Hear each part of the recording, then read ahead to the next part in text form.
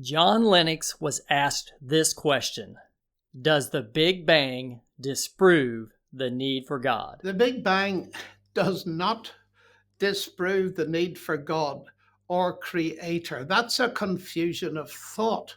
The Big Bang is simply telling us we believe there was a beginning. That is what Genesis has been saying for thousands of years.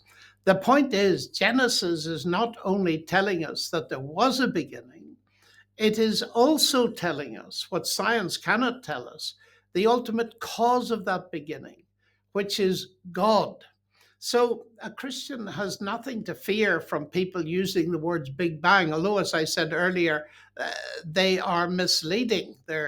You think of an explosion that makes a noise, which is very far from the basic idea. But let's grasp the central thing, which I find is marvelous, because as I've often said to physicists, look, it took you till the 1960s to come to believe that the universe had a beginning. I actually believed it myself before you did, because I have reasons for thinking that the biblical revelation is true.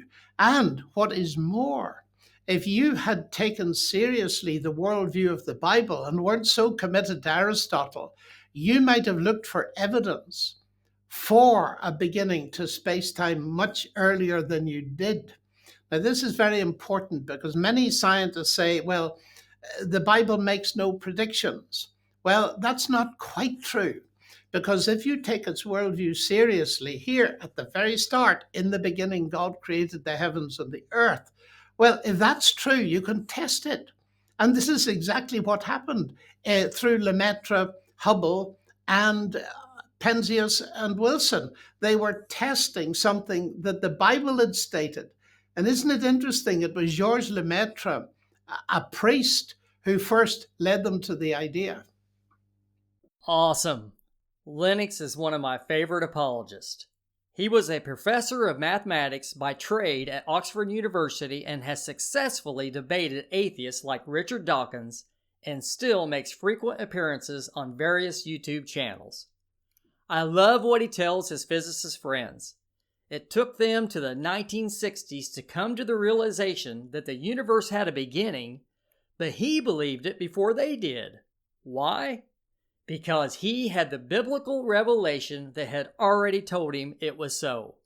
He then goes on to say if they weren't so committed to a non-biblical view, they may have looked much earlier for a beginning than they did. He was essentially saying that science was delayed because of their bias toward any supernatural creation. Now, isn't that something? Bye for now. It's time for me to fly. Me and Little Apologist will see you next time. Amen, brother.